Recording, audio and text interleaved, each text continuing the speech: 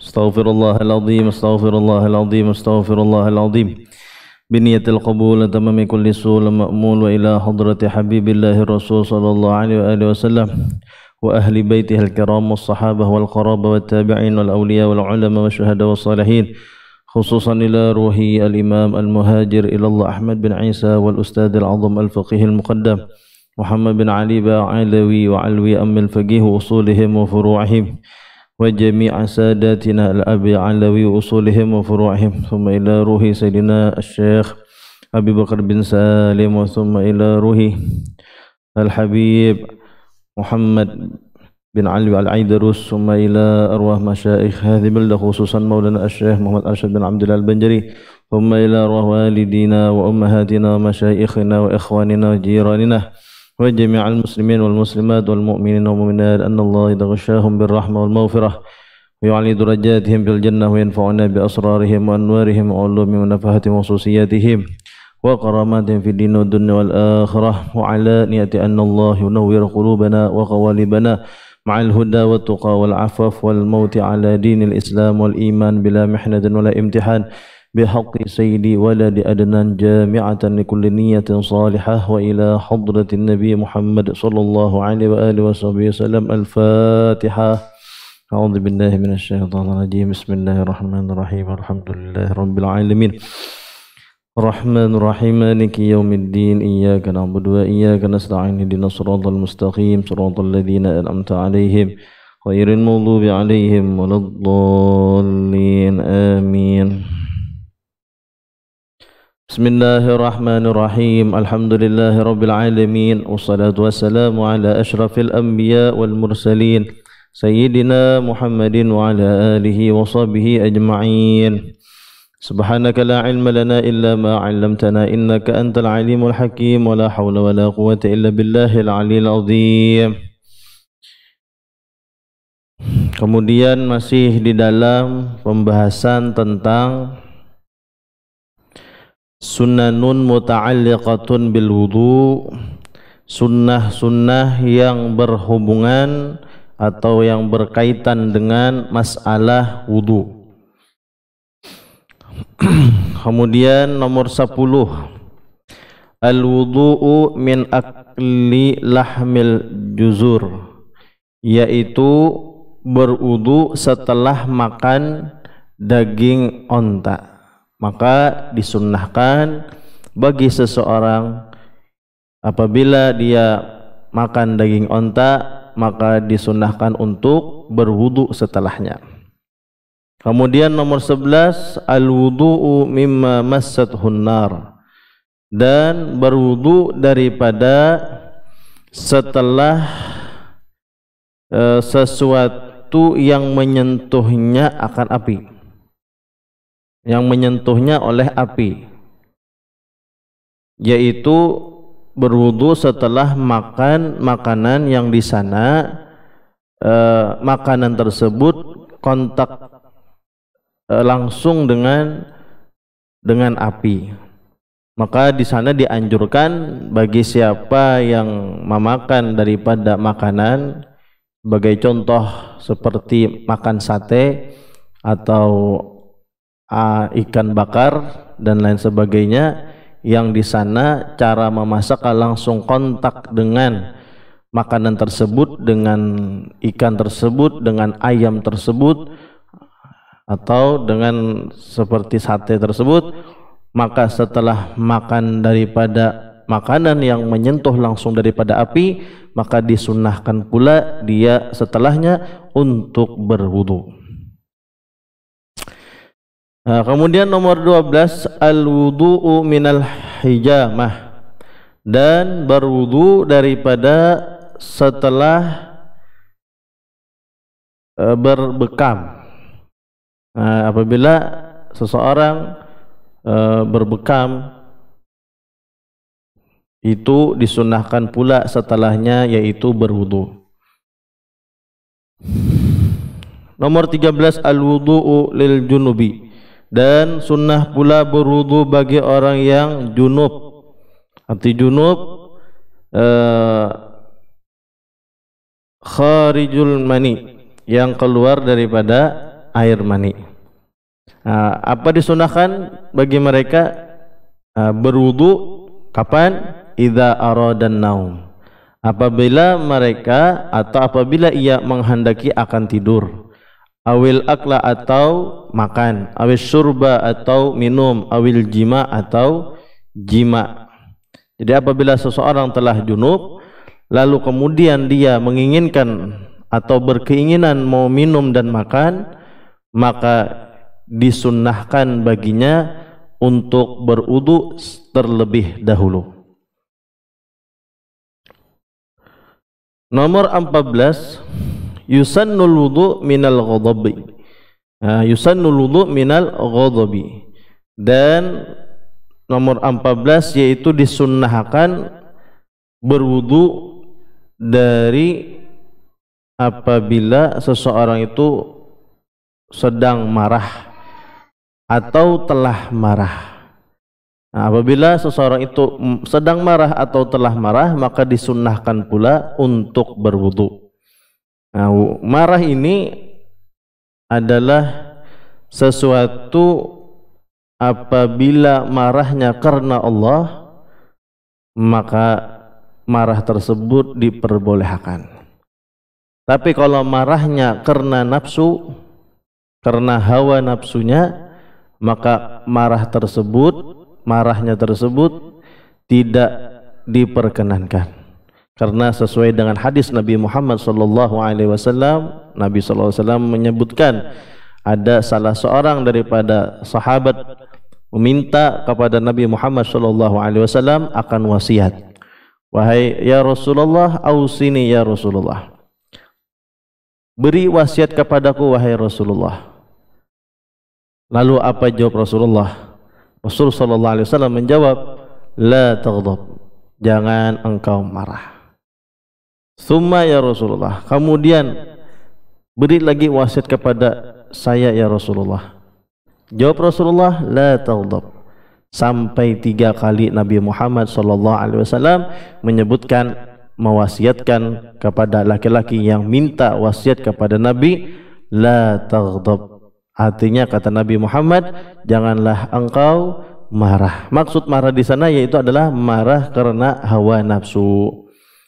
Para sahabat pun mereka jika marah tentu marahnya itu karena di jalan Allah Subhanahu wa taala. Marahnya karena Allah Subhanahu wa taala, bukan karena lainnya, bukan karena hawa nafsu, bukan karena duniawiyah. Tapi mereka jika bersikap marah, mereka marahnya karena Allah atau di dalam jihad fisabilillah. Sebagaimana pernah terjadi di peperangan, entah peperangan apa namanya, waktu itu Sayyiduna Ali karramallahu wajhah setelah berperang di masa itu, ketika beliau telah tamakkan atau mendapatkan musuh dan musuh itu tidak berdaya, beliau tinggal menghabisi akan musuh tersebut, maka musuh itu sebenarnya sudah tidak berdaya lagi, tinggal menggerakkan tangan beliau, maka ini musuh akan mati. Namun akan tetapi ketika Sayyidina Ali karramallahu wajhah ingin membunuh laki-laki tersebut atau musuh Allah tersebut, laki-laki tadi dengan sontak dia mengeluarkan air ludahnya dan melemparkan ke wajah Sayyidina Ali karramallahu wajhah. Seketika itu Sayyidina Ali thar, artinya bangkit kemarahan beliau.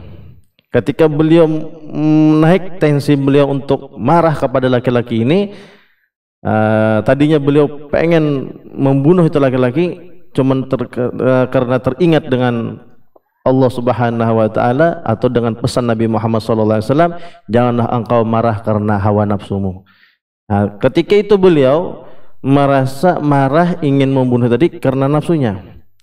Sehingga beliau teringat dengan pesan Nabi Muhammad sallallahu alaihi wasallam, janganlah engkau marah karena hawa nafsumu.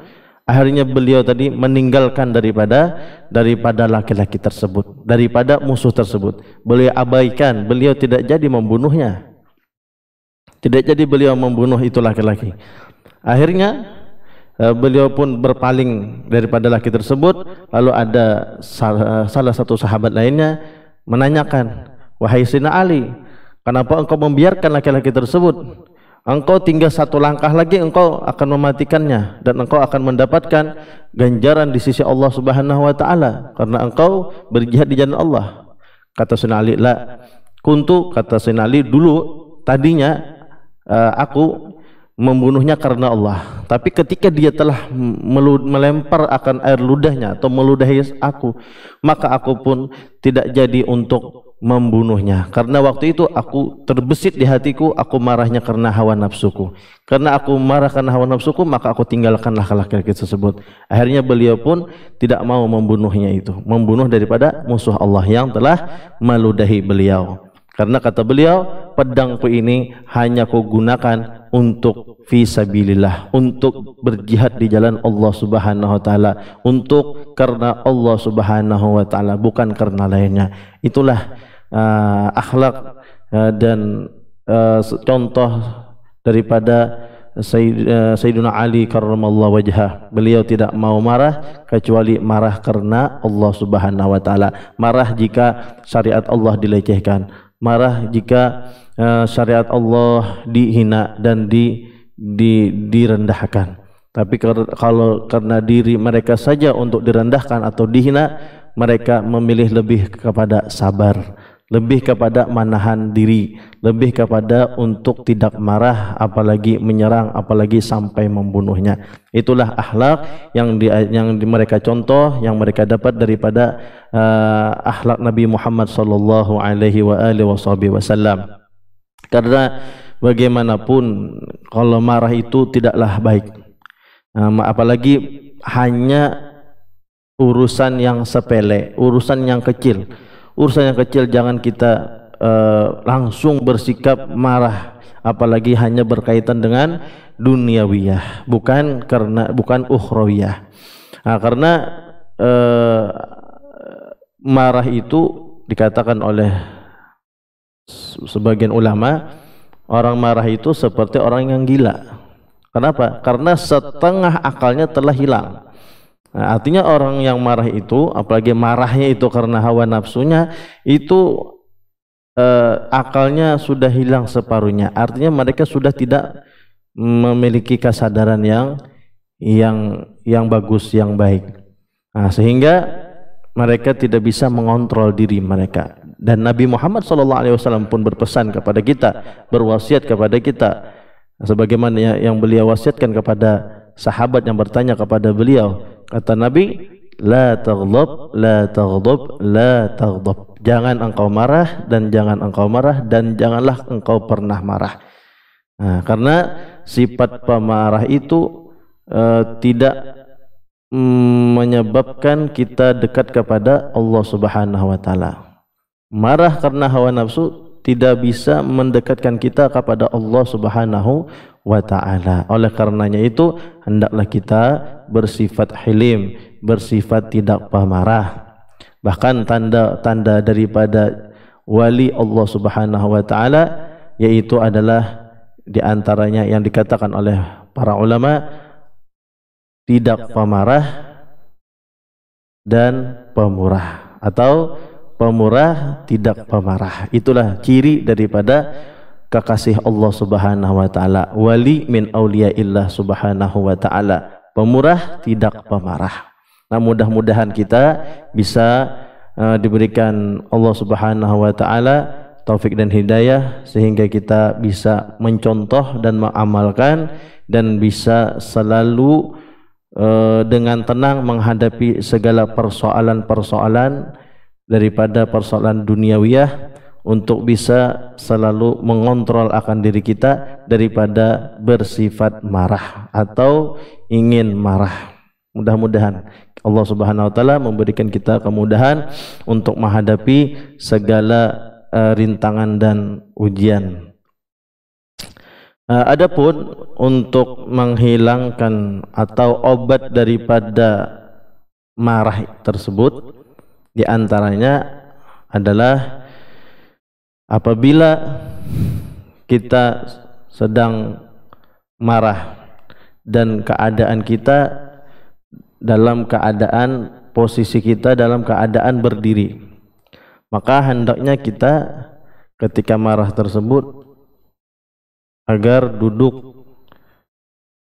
Yang tadi kita berdiri, bawa untuk duduk. Itu untuk mengurangi bahkan menghilangkan amarah kita tadi. Jadi ketika kita marah dalam keadaan posisi berdiri, maka hendaklah dia duduk. Nah, kalau dia dalam keadaan duduk, maka hendaklah dia untuk berbaring. Kalau dia dalam keadaan berbaring, maka hendaklah dia bawa duduk atau berdiri. Nah, untuk apa? Untuk menghilangkan daripada sifat marah tadi. Atau apabila kita sedang marah, langsung bergegas cari air untuk berwudu. Ambil air wudu dan berwudu, insya Allah yang tadi kita marah yang tinggi, insya Allah akan berkurang, bahkan akan menghilang.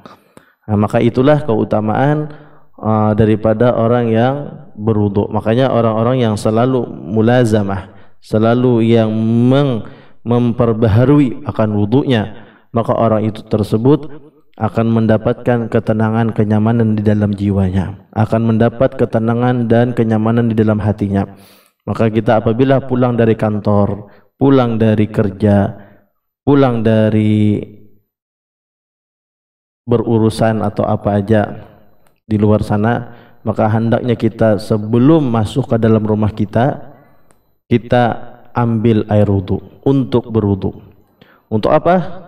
Untuk menghilangkan kesetresan yang telah terjadi, mungkin ada di kantor kita atau di toko kita atau di tempat kerja kita.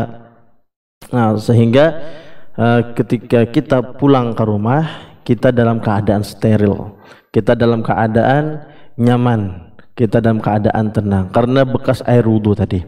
Bahkan juga di dalam hadis disebutkan bahwasanya orang yang berwudu, yang menyapu akan wajahnya dan tangannya sampai kakinya, itu akan meruntuhkan, menjatuhkan dosa kesalahan yang ada di tubuhnya tersebut. Jadi dosa-dosa yang kita lakukan di luar sana dengan kita berwudu, insya Allah dosa-dosa itu akan berguguran dan berjatuhan. Artinya apa? Dihapus oleh Allah Subhanahu wa ta'ala. Itulah kelebihan daripada orang yang selalu berwudu atau memperbaharui wudu atau mulazamah dengan wudu. Allahu Akbar. Nah, kemudian lagi nomor 15 ya. Al-wudu'u minal ghibah wan namimah wal kadhib wa jumlatil ma'asi. Kemudian kita disunnahkan pula untuk berwudu dari setelah menggibah orang. Menggibah orang, menggosipin orang atau ngata-ngatain orang dari belakang, yang apabila dia mendengar walaupun benar kejadiannya, orang yang bersangkutan itu tidak enak, tidak merasa nyaman, apalagi marah, maka itu disebut adalah ghibah. Ghibah ya, arti ghibah ya, dzikruka akhakal muslim bima yakrahu wa in kunta shadiqan. Artinya arti ghibah itu adalah engkau menyebutkan saudaramu yang Islam dengan sesuatu yang dia tidak sukai. Wa in kunta shadiqan, walaupun apa yang kau ucapkan, apa yang kau katakan tersebut adalah benar, tapi dengan kita menyebutnya dari belakang dan dia apabila dia mendengar dia tidak senang, dia tidak suka, maka itu namanya kita telah menggibah seseorang tersebut. Dan ghibah ini dilarang keras oleh Allah Subhanahu wa taala. Dan Allah memberikan contoh orang yang menggibah akan saudaranya sendiri, sebagaimana yang disebutkan di dalam Al-Qur'an, wala yaghtab ba'dukum ba'dan ayuhibbu ahadukum ayyakula lahma akhihi fakarihtumuh. Nah, kata Allah Subhanahu wa taala, janganlah engkau saling mengumpat atau menggibah satu sama lain dari antara kalian. Apakah kalian menyukai daging saudara kalian? Ayuhibbu ahadukum ayyakula lahma akhihi maitan fakarihtumuh. Nah, apakah kalian menyenangi memakan akan daging saudara kalian yang bangkai? Fakarihtumuh. Tentu mereka tidak akan menyukainya. Siapa yang suka dengan daging yang bangkai? Siapa yang suka dengan daging bangkai? Nah, oleh karena itu orang-orang Allah mengibaratkan, kata Allah, orang yang menggibah daripada saudaranya semuslim itu sama dengan dia telah memakan daging bangkai, memakan daging bangkai saudaranya. Maka oleh karena itu hindarilah untuk bertutur kata, berucap untuk menggibah orang lain. Jangan pernah menggibah. Jangan membiasakan kita larut di dalam ghibah. Walaupun hanya sekedar mendengar. Mendengar dan yang berucap sama. Dosanya syarikun fil ithim. Satu sama lain memiliki akan dosa keduanya.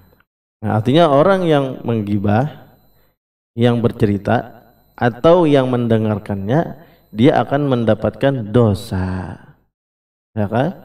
Maka oleh karenanya janganlah pernah kita membiasakan atau tahu itu gibah dosa, cuman dia mengabaikan daripada perintah atau daripada larangan yang dilarang oleh Allah Subhanahu wa taala. Nah, atau dia membiarkan orang bercerita sesuatu yang mengandung gibah lalu dia suka mendengarnya atau melihatnya, baik itu melewat televisi atau handphone atau duduk-duduk bersama di depan rumah atau di lain-lain, maka itu tidaklah pantas bagi seorang Islam untuk membicarakan, menjelekkan daripada hal ehwal saudara-saudaranya, nah, membuka aib saudara-saudaranya. Nah, terlebih lagi jangan pernah kita menggibah daripada orang-orang yang soleh, orang-orang yang berilmu, karena disebutkan oleh Al-Habib Abdullah bin Abu Bakar Al-Aidarus, beliau mengatakan, ghibatus salih tasil ila dzurriyyatika ba'dak. Menggibah, mengumpat, menghina, merendahkan orang-orang yang soleh, orang-orang ahlul ibadah, orang-orang yang berilmu, maka akan berdampak buruk bagi keturunannya.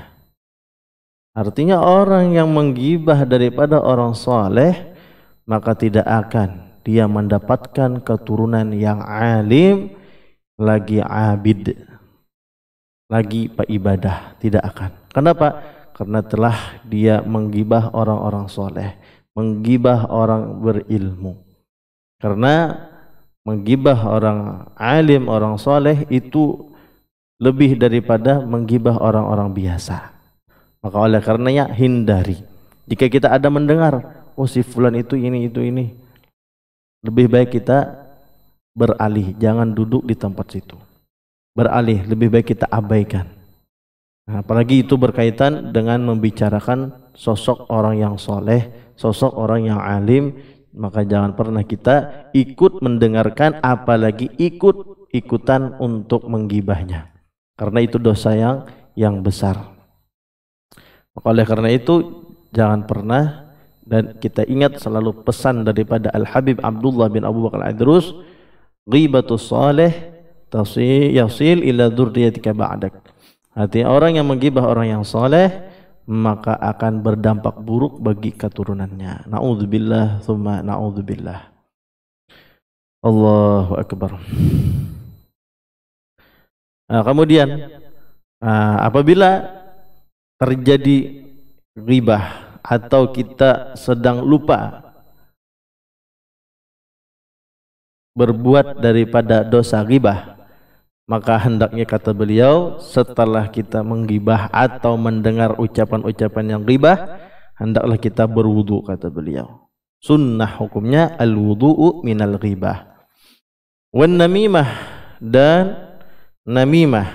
An-namimah ini yaitu anjur antar atau membawa pesan dari fulan kepada fulan. Untuk apa? Untuk mencerai-beraikan, untuk agar berdua ini saling bermusuh-musuhan. Bahkan yang dibawa kabar dari fulan ke fulan ini tidak benar, dan dia membawa lagi pesan daripada fulan kepada fulan satunya dengan pesan yang tidak benar. Itulah yang disebut akan namimah. Kata Nabi sallallahu alaihi wasallam, la yadkhulul jannah an-namam. Tidak bakal masuk surga orang yang suka mengadu asah atau anjur antar pandir orang lain, pembicaraan orang lain, yang sehingga yang tadinya orang tadi sedang berkasih sayangan atau sedang berteman atau bersahabat, dengan sebab satu ini yang membawa kabar ke sini dan ke situ, akhirnya pecahlah persahabatan orang itu, maka dia akan menanggung atau memikul dosa yang besar di sisi Allah Subhanahu wa taala.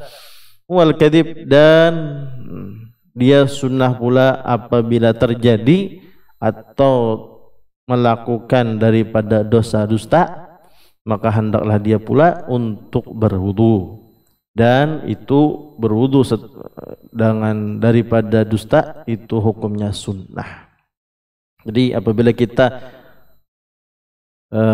kepelintir atau keceplosan berbohong dengan orang lain, nah, dengan kita taubatnya kita kepada Allah, hendaklah kita mulai dengan berwudu. Nah, adapun dusta ini adalah sifat yang tercela. Dusta ini akan mengakibatkan orang tidak akan percaya lagi kepadanya.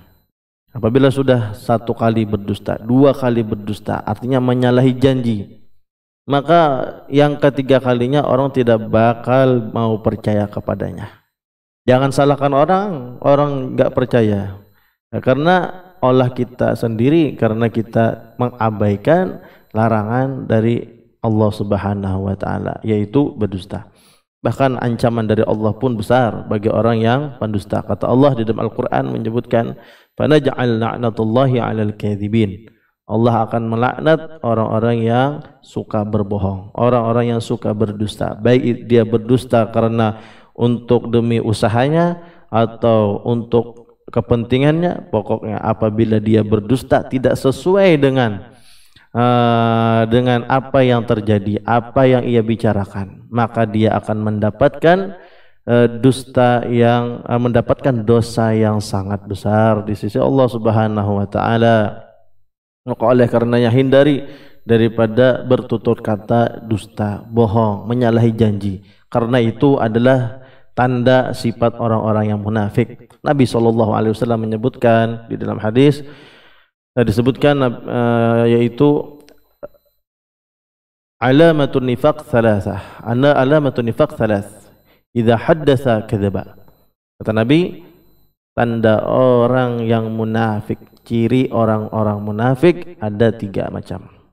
Idza haddatsa kadzaba, apabila ia berbicara maka dia suka berbohong.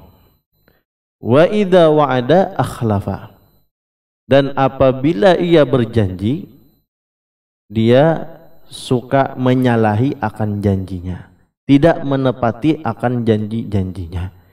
Dia bilang bulan depan, sudah sampai bulannya, ternyata bulan depannya lagi, bulan depannya lagi. Nah, ini orang-orang yang menyalahi akan janji-janjinya. Nah, orang yang menyalahi janji ini adalah ciri orang itu munafik. Ini Nabi SAW yang mengatakannya.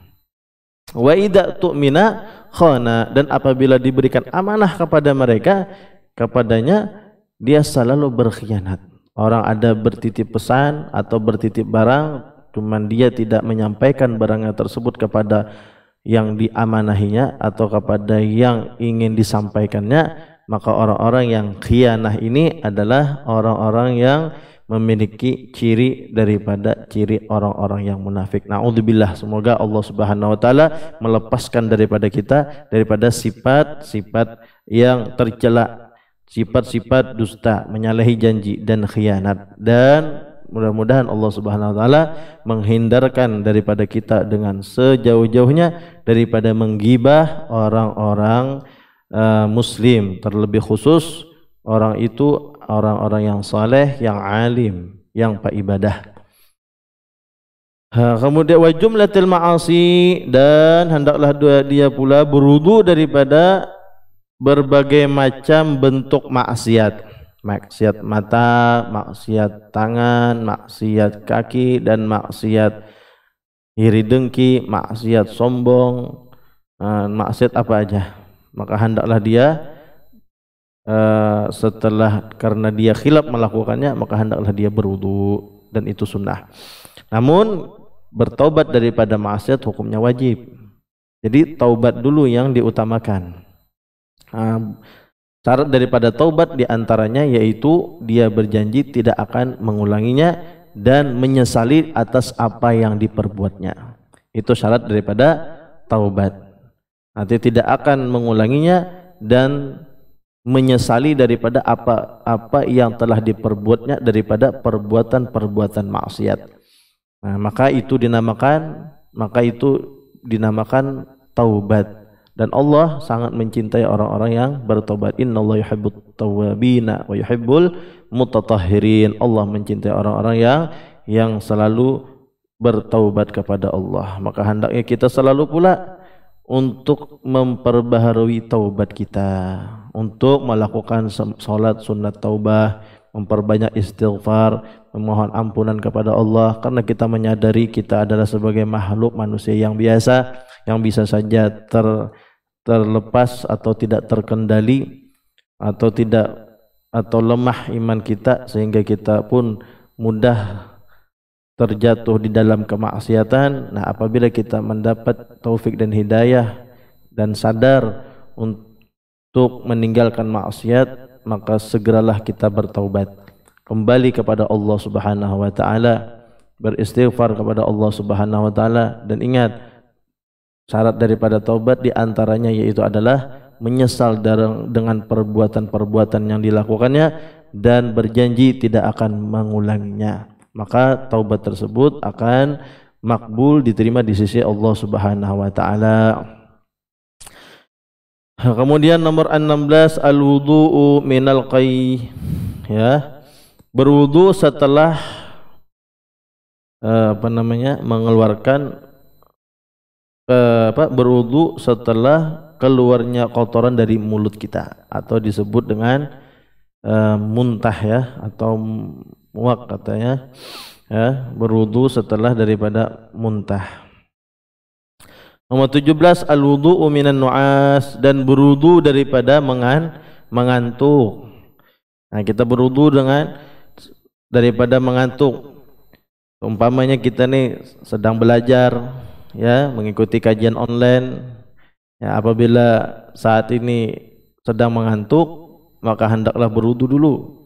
Nah, berwudu biar tidak mengantuk, biar ngantuknya pun hilang. Nah, bukan dengan mengantuk dibiarkan ngantuk, akhirnya kita sendiri telah kehilangan daripada ilmu yang dibagikan oleh guru-guru kita, dan itu sangat rugi bagi kita sendiri, bukan bagi gurunya. Rugi bagi kita sebagai penuntut ilmu. Maka hendaklah jangan kita biarkan syaitan mengganggu kita, menghalangi kita di dalam menuntut ilmu. Jangan sampai hal duniawiyah mengalahkan kita. Jangan sampai jangan sampai ikhwanus syayatin mengalahkan daripada kita. Ingat, menuntut ilmu adalah nomor satu, tujuan kita. Kita memperdalami ilmu adalah tujuan kita. Jadi apabila ada halangan-halangan seperti mengantuk, kalau kita memiliki semangat yang tinggi, maka kita berusaha untuk menghilangkan ngantuknya. Di antara menghilangkan daripada ngantuk itu yaitu kita bawa untuk berwudu agar ngantuk kita pun hilang. Nah, Nomor 18, al-muhafadzatu 'alal wudu fi jami'il ahwal. Hendaklah dia selalu menjaga atas berwudu pada sekalian ahwal, pada sekalian keadaan. Jadi kapanpun, dimanapun, kalau itu memungkinkan kita untuk berwudu, maka berwudulah. Terlebih apabila ingin keluar dari rumah kita, ingin bepergian, hendaklah dengan berwudu terlebih dahulu. Nah, karena wudu itu akan memberikan benteng kepada kita, akan memberikan perlindungan kepada kita. Jadi seperti apalagi yang terjadi saat ini, wabah virus, ya, maka hendaklah kita sering-sering untuk berwudu. Selain kita menjalankan protokol kesehatan seperti jaga jarak dan menghindari kontak fisik dan pakai masker, maka hendak pula kita terlebih dahulu untuk berwudu, karena wudu itu adalah benteng kita yang sesungguhnya. Karena orang yang berwudu insya Allah akan terlepas daripada gangguan syaitan dan akan terlepas daripada virus wabah, karena dia telah mensucikan dirinya. Maka itu yang terlebih penting. Terlebih kita keluar dari rumah kita, sebelum kita menggunakan masker, kita hendaklah berwudu. Maka insya Allah akan terhindar dan terjaga daripada virus-virus. Nah, maka di sini kata beliau, al-muhafadzah 'alal wudu'i fi jami'il ahwal. Nomor 19 yaitu at-ta'awudz qabla at-tasmiyah inda ibtida'il wudu'. Hendaklah mengucap a'udzubillahi minasyaitonir rajim sebelum membaca bismillahirrahmanirrahim. Kapan? Inda ibtida'il wudu, ketika memulai berwudu. Nomor 20, istishabun niyah hatta akhiril wudu.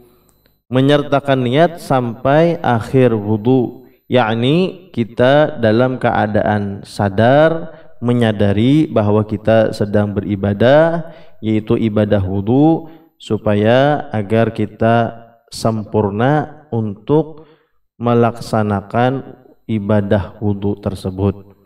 Jangan sampai ketika kita berwudu kita malah berpikiran kepada pikiran yang lain atau menghayal. Maka kata beliau disunahkan kita istishabun niyah hatta akhiril wudu. Itu istishabun niyah secara sunnah. Adapun istishabun niyah secara yang wajib, yaitu kita jangan sampai bekerja atau mengerja sesuatu yang menyebabkan batalnya wudu kita. Nah, maka itu hukumnya kita wajib istishabun niyah. Kemudian nomor 21, tarkul kalami bila hajatin athna al-wudu.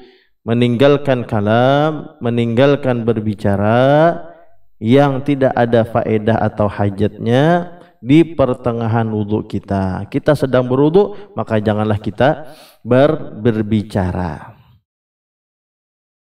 bertutur kata. Jangan, kata beliau, karena orang yang berwudu ketika dia sedang berwudu, orang yang berbicara ketika sedang ia berwudu, hukumnya makruh. Maka oleh karena itu meninggalkan daripada berbicara yang tidak ada hajatnya, hukumnya adalah sunnah. Jadi apabila kita sedang berwudu, jangan berbicara dan jangan mengatakan atau berbicara kepada orang yang sedang berwudu.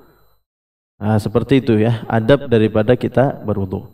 Nomor 22, tarkul isti'anah bis-sabbi bighairi udhrin. Meninggalkan minta bantu dengan menuangkan, bighairi udhrin, dengan tanpa ada keudhuran. Nomor 23, al-ityanu bil basmalah athna al-wudu in nasiha awaluhu. Nah, dan meninggalkan dengan bacaan bismillah pada pertengahan wudu, mendatangkan dengan membaca bismillah di pertengahan wudu jika lupa untuk membaca bismillah tersebut pada awal wudu. Nah, artinya gantinya apa? Bismillahi ala awwalihi wa akhirihi. Jadi kan tadi memulai berwudu sunnah untuk mengucap Bismillahirrahmanirrahim. Nah, apabila kita lupa di awal wudu tadi untuk membaca Bismillahirrahmanirrahim, maka hendaklah nanti kita ganti di pertengahan wudu kita membaca Bismillahi ala awwalihi wa akhirih. Nomor 24, ayyabda'a bi'alal wajah, bahwa memulai ia ketika berwudu dengan dari atas wajahnya seperti ini. Nih air wudu kita ambil. Nah, kita dari atas ini kita meletakkan tangan kita karena itu sunnah, bukan yang seperti dari bawah, enggak. Tapi dari atas ini kita untuk menyapu wajah kita ketika kita berwudu, dan itu hukumnya sunnah. 25, yusannu tahrikul khatam. Sunnah untuk menggerakkan daripada utas atau cincin yang ada di jari kita. Nah ini, jadi kalau kita berwudu, apabila cincin tersebut atau cincin ini bisa untuk digerak-gerakkan semacam ini, ya bisa digerak-gerakkan. Artinya di sini menunjukkan banyu bisa masuk ke dalam jari yang tertutup dengan cincinnya. Apabila cincin yang masih bisa digerak-gerakkan, maka sunnah ketika berwudu dia menggerakkan daripada cincinnya agar air itu termasuk ke dalam yang bekas daripada cincinnya tersebut. Tapi apabila tidak memungkinkan digerakkan daripada cincin ini, maka dia wajib untuk melepaskannya daripada cincin ini untuk menyampaikan air ke anggota atau ke jarinya itu. Ya, kalau dia biarkan cincinnya di sini dan cincinnya tidak bisa digerakkan, maka air wudu tidak sampai di sini, maka wudunya pun bisa menjadi tidak sah.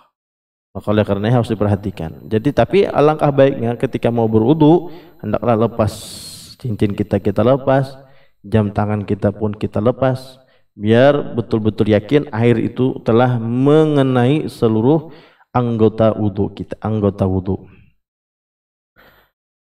Allahu akbar. Naam. Kemudian lagi kata beliau sini ya, yusannu tahrikul khatam wa in wasalal ma ila wa in wasalal ma tahtahu. Apabila sampai air ke bawahnya itu khatam, ya. Amma idzalam yasil fa yajib, kata beliau. Apabila tidak memungkinkan sampainya air ke bawah daripada bawah cincin tersebut, maka wajib kita untuk mengenakannya dengan melepas daripada cincin tersebut. Tidak bisa menggerakkannya, maka lepas itu cincin atau itu jam tangannya. Nomor 26, dalkul akib, yaitu menggosok tumit, ya, menggosok tumit. Jadi tumit itu sunnah digosok-gosok, ya. Nah, kemudian nomor 27, ta'ahudu magaihi walihadaihi, dan mengucak-ngucak, ya, atau ya menggosok, ya, menggosok daripada magaihi. Magaihi itu di sini, ya. Nah, ini magai, ya, magai. Nah, adapun walihadaihi ini lihat di sini. Jadi ujung di sini lihat, ujung di sini magaihi. Nah, ya, ini disunahkan untuk membersihkannya. Nah, ketika berwudu. Nah, dan kemudian yang terakhir nomor 28, kama tusannu shalah ala nabi sallallahu alaihi wasallam ba'dahu wa salatu raka'atain. Sebagaimana disunatkan as-shalah ala nabi sallallahu alaihi wasallam setelahnya, sebagaimana disunatkan bersalawat atas nabi sallallahu alaihi wasallam setelah berwudu, dan disunatkan pula salat 2 rakaat, yaitu salat sunnatul wudu. Al-faslu tsalits, sunanun muta'alliqun bil ghusli. Sampai di sini aja yang bisa Ustaz sampaikan. Mudah-mudahan dengan berkat pembacaan di sore hari ini, di hari yang mulia ini, yaitu hari Jumat, Allah Subhanahu wa taala mengampuni segala dosa-dosa kita dan dosa ibu bapa kita, dan dipanjangkan umur kita, sehat wal afiah, diluaskan rezeki kita yang halal, dikabulkan segala hajat kita dunia wal akhirah, dan mati dalam keadaan husnul khatimah, masuk surga bi ghairi hisab, sirri nabi wa ali nabi wa sirri suratil Fatihah. A'udzubillahi minasyaitonir rajim. Bismillahirrahmanirrahim. Alhamdulillahi Rabbil Alamin Ar-Rahmanir Rahim Maliki Yawmiddin Iyyaka na'budu wa iyyaka nasta'in Shiratal mustaqim Shiratal ladzina an'amta 'alaihim ghairil maghdubi 'alaihim waladdallin Amin. Rabbana anfa'na bima 'allamtana Rabbi 'allimna alladhi yanfa'una Rabbi faqihna wa faqih ahlana wa qarabatin lana fi dinina ma'a ahli al-qutri untha wa dhakar Rabbi waffiqna wa waffiqhum lima ترتضي قولا وفعلا كرما وارزق الكل حلالا دائما وأخلا أتقيا علما نهضى بالخير ونكفى كل شر ربنا واصلح لنا كل شؤون وأقر بالرضا منك العيون واقض عنا ربنا كل الديون قبل أن تأتينا رسل المنون واغفر واستر أنت أكرم من ستر وصلاة الله تغشى المصطفى من إلى الحق دعانا والوفاء بكتابه فيه للناس شفاء وعلى الآل الكرام الشرفاء وعلى الصحب مصابه الغرار اللهم اهدنا بهداك واجعلنا ممن يسارع في رضاك ولا تولنا وليا سواك ولا تجعلنا ممن خالف أمرك وعصاك وحسبنا الله ونعم الوكيل ولا حول ولا قوة إلا بالله العلي العظيم يا ربنا اعترفنا بأننا اقترفنا وأننا أسرفنا على لظى أشرفنا فتب علينا توبة تغسل كل حوبة واستر لنا العورات وآمن الروعات واغفر لوالدينا ربي ومولودينا والأهل والإخوان وسائر الخلان وكل ذي محبة أو جيرة أو صحبة والمسلمين أجمع آمين يا ربي اسمع فضلا وجودا منا لا باكتساب المنة بالمصطفى الرسول نهضى بكل سول بالمصطفى الرسول نهضى بكل سول بالمصطفى الرسول نهضى بكل سول صلى وسلم ربي عليه عد الحب وآله وصحبه عداد الصحب والحمد لله في البدء والتناهي ما شاء الله لا قوة إلا بالله الحمد لله